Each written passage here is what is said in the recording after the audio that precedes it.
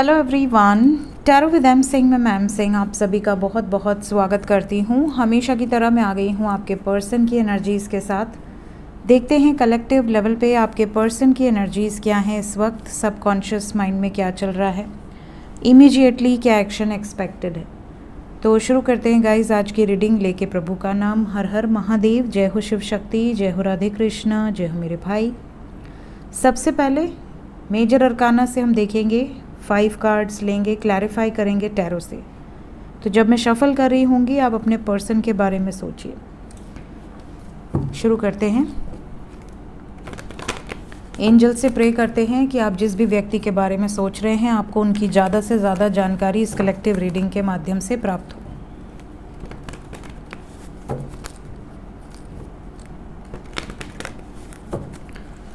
Please guide करें angels मेरे viewers, जिस व्यक्ति के बारे में सोच रहे हैं उस व्यक्ति की एनर्जी क्या है इस वक्त इस रिश्ते को लेकर।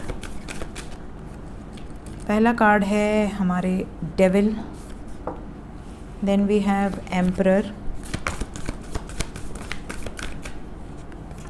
Then we have judgement and high priestess. जय माँ। एक कार्ड और, चंद्रमा। बॉटम ऑफ द डेक से है हमारे पास हर्मिट। तो गाइज यहाँ पे साइन है मकर राशि, मेष राशि, कर्क राशि, मीन राशि, कुंभ राशि, तुला राशि, कन्या राशि। कुंभ नहीं है, कन्या है, ठीक है। इंग्लिश में Capricorn, Aries, cancer, Pisces, Libra and वर्गो आपके पार्टनर का सन साइन, मून साइन या असेंडेंट हो सकता है। बाकी जितने भी साइंस बचे हैं वो टैरो से निकल कर आते हैं। तो reading is for all science. Energy की बात करें तो ऐसा लग रहा है ज़्यादातर लोगों के पर्सन की जो एनर्जी है आज का दिन इमोशन से ऊपर उठकर थोड़ा सा ज़िद्दी, कहते हैं ना, जो ज़िद में आके कुछ कह देना, कुछ बोल देना, गुस्सा कर देना, कोई निर्णय ले लेना, ये वाली सिचुएशन है। आज का दिन आपके पर्सन के लिए ऐसा है जैसे कि अगर ये आपके फेवर में होंगे तो आपके लिए कुछ भी कर गुजरेंगे, आपके अगेंस्ट होंगे तो भी कुछ भी कर गुजरेंगे। बाद में भले इनको रियलाइज़ हो कि मैंने अच्छा किया या बुरा किया। साइलेंटली सोच समझकर निर्णय लेने की एनर्जी बहुत कम ही लोगों के पर्सन में है। ज़्यादातर लोगों के पार्टनर इस टाइम पे अपनी ईगो से काम करेंगे। Let's clarify each and every card. देखते हैं क्यों आई है ऐसी एनर्जी।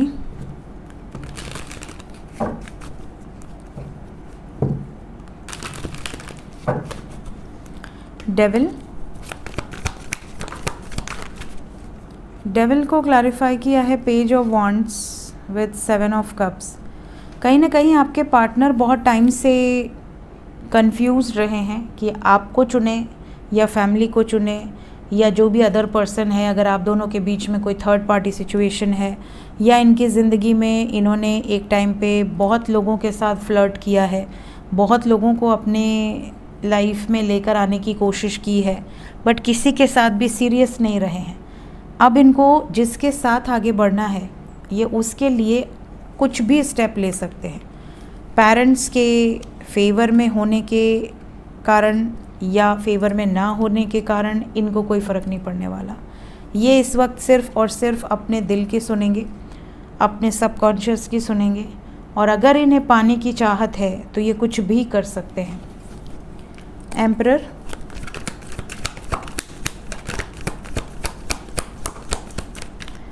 एक राजा को एक राजा ने ही क्लैरिफाई कर दिया है, मीन्स पावर में है आपके पार्टनर, और ये पावर है डिसीजन लेने की। कोई फेवर में हो या कोई फेवर में ना हो, ये बहुत मना लिया, बहुत बैलेंस कर लिया।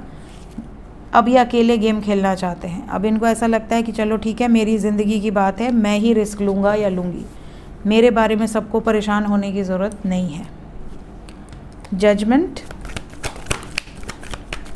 जो भी निर्णायक फैसला है, एम्परर के बाद जजमेंट आया है and we have emperor and empress.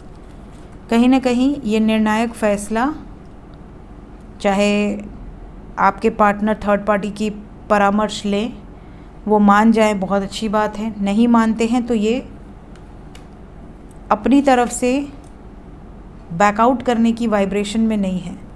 इस वक्त फियर से ऑपरेट नहीं कर रहे, इस वक्त ये वर्कआउट करने की एनर्जी में है। जो भी निर्णय लेंगे अपने बल पर लेंगे, अपने दम पर लेंगे, और अगर ज़रूरत पड़ी तो इस सिचुएशन से मूव ऑन भी कर लेंगे। मींस थर्ड पार्टी सिचुएशन से मूव ऑन करने तक का जो डिसीजन है वो ले सकते हैं। हाई प्रीस्टेस को सन ने क्लैरिफाई किया है। इस वक्त ये दिल की सुनकर, अपनी आत्मा की आवाज़ सुनकर एक्शन लेने की एनर्जी में है। सूर्य सोल को रिप्रेजेंट करता है, सूर्य एक्शन को रिप्रेजेंट करता है, अपनी लाइफ के फेयर डिसीजंस को, पॉजिटिविटी को, अबंडेंस को रिप्रेजेंट करता है। एंड वी हैव मैजिशियन, जो ये मैनिफेस्ट कर रहे हैं उसी दिशा में आगे बढ़ेंगे। और ये मैनिफेस्ट क्या कर रहे हैं? लव, अपना प्यार, अपना पार्टनर, ये जगलिंग से मुक्त होके एक नई शुरुआत करना चाहते हैं। मून को क्लैरिफाई किया हमने कि नहीं किया? इंडिपेंडेंट हैं इस वक्त, इनके ऊपर कोई और हावी नहीं है।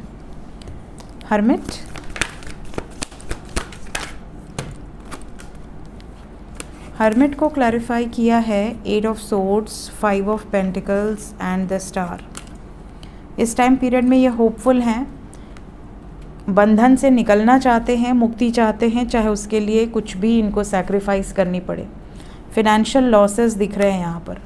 हो सकता है अगर आपके पार्टनर मेल हों तो इनको घर से निकाल दिया जाए, इनको कहा जाए कि अगर तुम उस लड़की को चुनते हो तो हमारे से फिर तुम्हारा कोई रिश्ता नहीं है, वापस इस घर में तुम्हारे लिए कोई जगह नहीं है, इस तरह की कोई बात। तो अगर आपके पार्टनर की फैमिली है या कोई फैमिली बैकग्राउंड है, कोई प्रॉपर्टी है, उन सब सिचुएशन से एक तरह से इनको बाहर निकाल सकते हैं। तो ये लॉस ही है। अगर ये फादर के साथ काम करते हैं या दादाजी के साथ काम करते हैं या ताऊ जी के साथ काम करते हैं, कोई घर का फैमिली बिजनेस है, तो इनको इस बिज़नेस से निकाल देंगे। कहीं ना कहीं किसी तरह का फिनेंशियल लॉस भी कुछ लोगों को बेयर करना पड़ेगा। तो सोच समझ के आपके पार्टनर ने रिस्क लिया है और रिस्क लेने की ही एनर्जी है, इनको कोई फ़र्क नहीं पड़ेगा इस समय पर। ज़िद्दी एनर्जी है, मैंने पहले ही कहा है आपसे। जय माँ, जय। आपके पर्सन की करंट फीलिंग्स देखते हैं आपको लेकर। इस वक्त सबकॉन्शियस में आपके लिए ट्रू फीलिंग्स क्या हैं?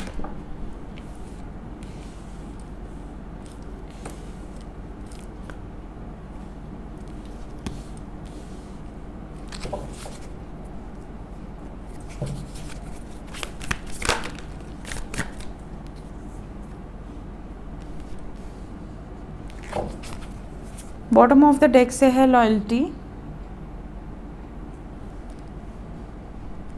ओवरऑल एनर्जी से है अपॉलजी।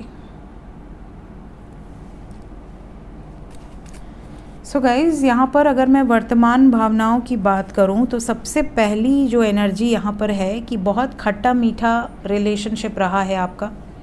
आप दोनों ने इस रिश्ते में काफ़ी झेला है, कुछ अच्छा, कुछ बुरा, कुछ प्यारे मोमेंट्स, कुछ हर्टफुल मोमेंट्स, गुस्सा एक दूसरे के बैड वर्ड्स, सब कुछ सहे हैं। आपकी कुछ अच्छी यादें हैं, कुछ बुरी भी यादें हैं, खट्टी मीठी यादें हैं।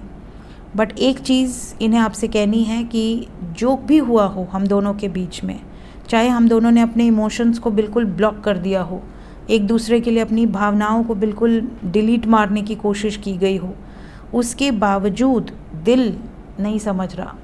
दिल जो है इसको बहुत कोशिश की कि ये हील हो जाए, क्लिन्स आउट कर दिया जाए सारी पास्ट मेमोरीज़ को। बट इस वक्त भी और पास्ट में भी, जब आपसे झगड़ा हुआ हो या जब आप दोनों में ब्रेकअप हुआ हो या जब आप दोनों में दूरियां आई हों, हर वक्त आपके पार्टनर सिर्फ आपके बारे में ही इमेजिन करते हैं। कई बार ऐसा भी हुआ है कि आपके पार्टनर की लाइफ में, जैसे कई बार हम किसी से प्रेम करते हैं बट हमारे आसपास कुछ ऐसे लोग होते हैं जो हमसे प्रेम करते हैं, हम उन्हें इग्नोर करते रहते हैं उस व्यक्ति के लिए जिससे हम प्रेम कर रहे हैं। बट जब वही व्यक्ति जिससे हम प्यार करते हैं वो हमें ब्लॉक कर दे, हमें अपने आप से दूर करने लगे, तो जिन व्यक्तियों से हम टच में होते हैं, जो हमसे प्रेम करते हैं, भले हम उन्हें इग्नोर करें, भले हम उन्हें मुंह पे मना कर दें कि नहीं आई एम नॉट इंटरेस्टेड, मेरी लाइफ में ऑलरेडी कोई है, तो हमारा ध्यान एक बार हो सकता है कि उन लोगों की तरफ जाए कि मैं जिसे पसंद कर रहा हूँ या कर रही हूँ वो मुझे नहीं पसंद कर रहा, तो कम से कम वही खुश हो जाए जो हमसे प्यार करता है। ठीक है, तो अगर आपके पार्टनर ने उनकी तरफ भी अपना ध्यान घुमाने की कोशिश की है, माइंड डाइवर्ट करने की कोशिश की है कि चलो ठीक है, मेरे पार्टनर से तो मेरा ब्रेकअप हो गया, तो जो मुझसे प्यार करता है कम से कम मैं उसको ही प्रायोरिटाइज़ कर दूं कि यही खुश हो जाए, वहाँ पर भी ये खुश नहीं हुए हैं। इनको बाद में रियलाइज़ हो गया है कि मैं गलत जा रहा हूँ या जा रही हूँ, मुझे अपने पार्टनर के अलावा किसी और का ध्यान ही नहीं आता। इवन अगर हम रोमांटिक रिलेशन में भी बढ़ने की कोशिश करें तो बार बार ध्यान अगर आपके पार्टनर का आ जाए तो आप कैसे किसी और को अपने लाइफ में आने की परमिशन दे सकते हैं? नहीं दे सकते। तो कहीं ना कहीं ये आपको ये कहना चाहते हैं कि आपके साथ जो मोमेंट्स इन्होंने बिताए हैं वो भूलना आसान नहीं है।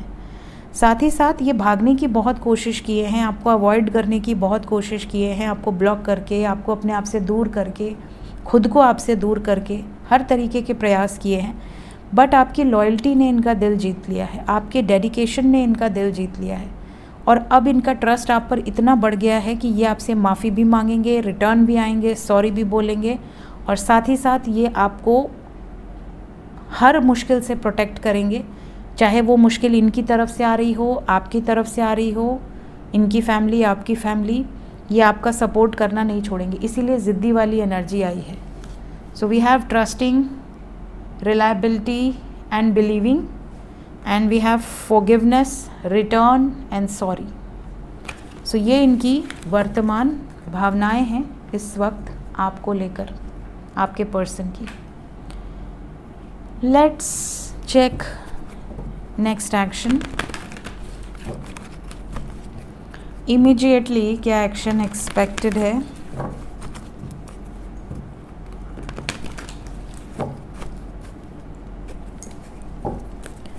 मेरे व्यूवर्स जो नो कांटेक्ट में हैं, पहले उनका बताएं एंजल्स, जो नो कांटेक्ट में हैं।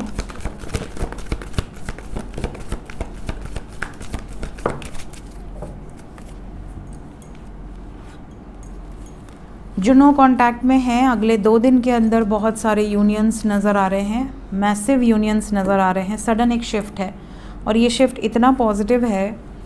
सबसे पहले तो बहुत सारे यूनियंस हैं, इसके अलावा फियरलेस होकर उन लोगों से डिस्कनेक्ट होंगे जो आप दोनों के बीच में कलह कलेश करवा रहे हैं।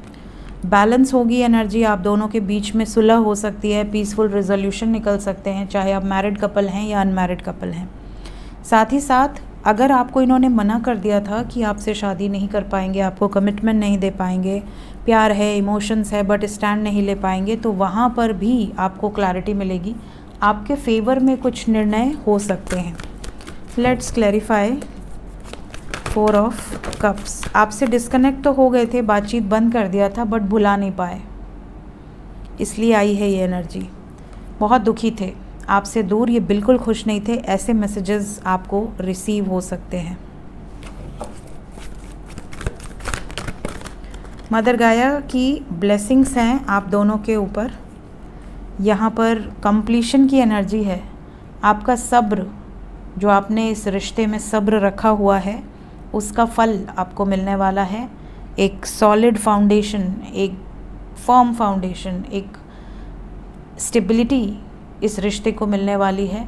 अफर्म कीजिए इस एनर्जी को, क्लेम कीजिए इस एनर्जी को।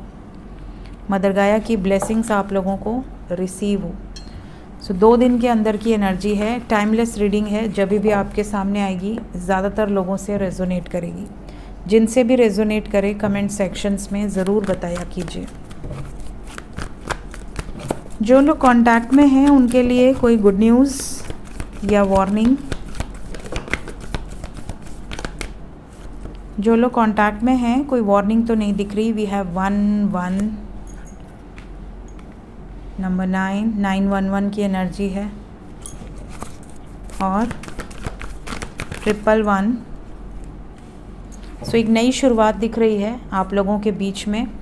ये नई शुरुआत बहुत ही रोमांटिक है, क्लियर कट बातचीत होगी। अगर कांटेक्ट में होते हुए भी बहुत कम बातचीत हो रही है तो क्लियर कट कम्युनिकेशन होगा।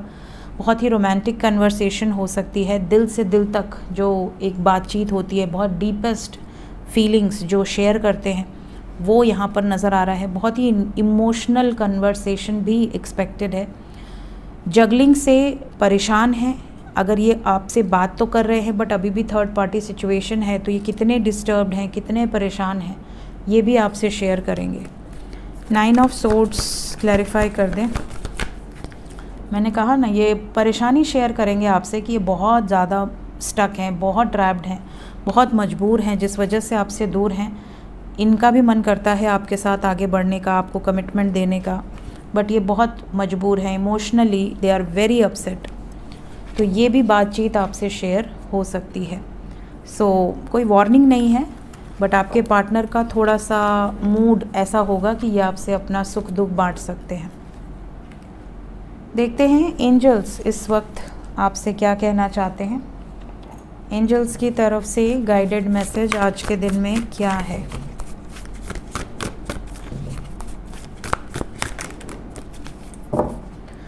पहला मैसेज है आपके लिए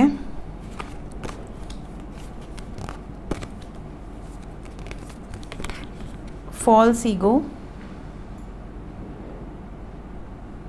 पहला मैसेज है फॉल्स ईगो। दूसरा मैसेज है आपके लिए डिटर्मिनेशन। तीसरा मैसेज है आपके लिए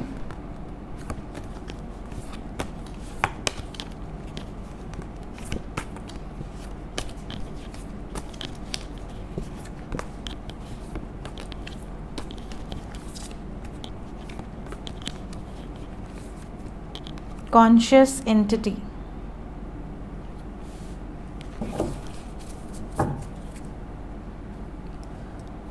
तो सबसे पहली एनर्जी आज के दिन में हमें मिली है फॉल्स ईगो की।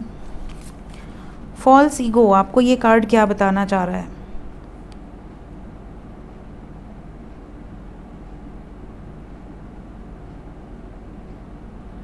देखिए, हम सब एक स्पिरिट फॉर्म में हैं।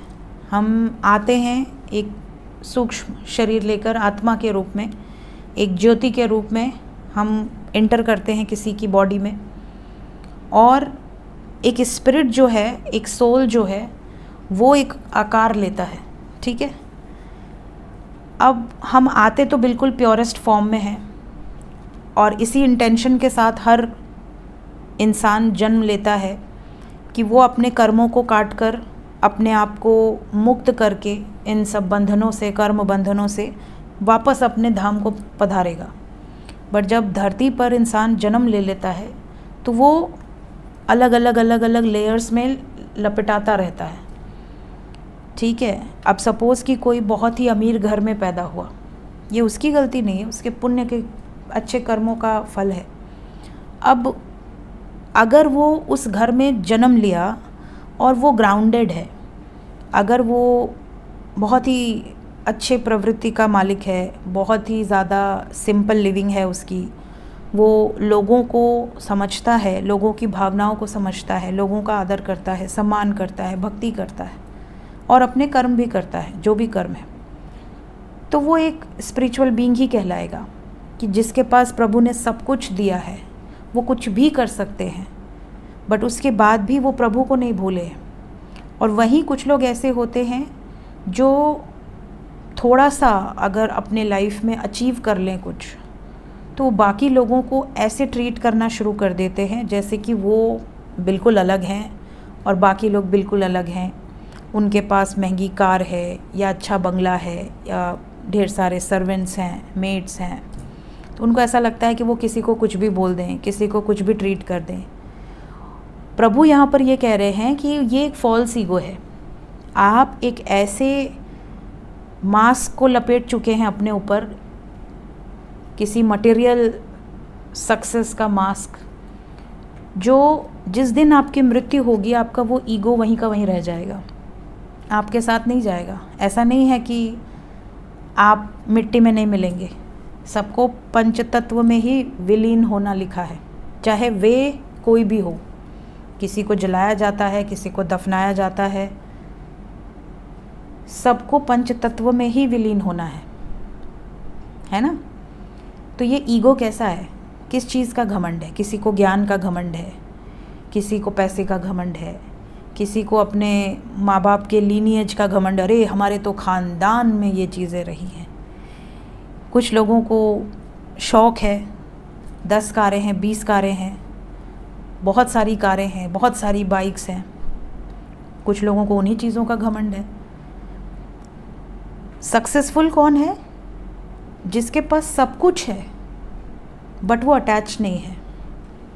उसको पता है, वो ये सत्य को जान चुका है कि मेरे पास सब कुछ होकर भी मुझे भगवान की भक्ति में लीन रहना है, क्योंकि मेरे साथ सिर्फ मेरी भक्ति, मेरा ज्ञान, मेरे अच्छे कर्म ही जाने वाले हैं, इवन बुरे कर्म भी जाने वाले हैं। तो फॉल्स ईगो से दूर रहिए, ठीक है। अपने आप को लोगों से अलग समझना या किसी बात का घमंड करना, अहंकार, ये नेगेटिव है।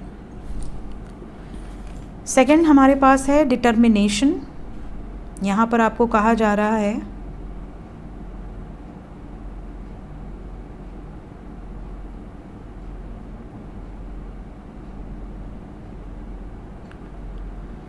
उन लोगों के लिए कहा जा रहा है कि जो, देखिए 2 तरह के लोग होते हैं।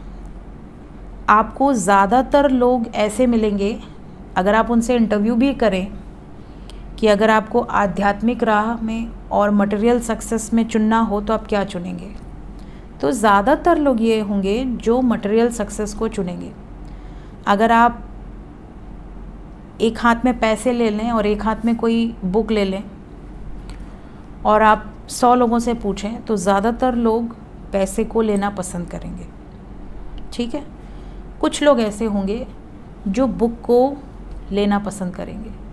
सो 2 तरह के लोग आपको मिलेंगे इस धरती पर। कुछ लोग ऐसे होंगे जो बहुत ज़्यादा अटैच्ड होंगे मटेरियल चीज़ों से, जो सोसाइटी में जो एक मोह माया वाली चीज़ें हैं।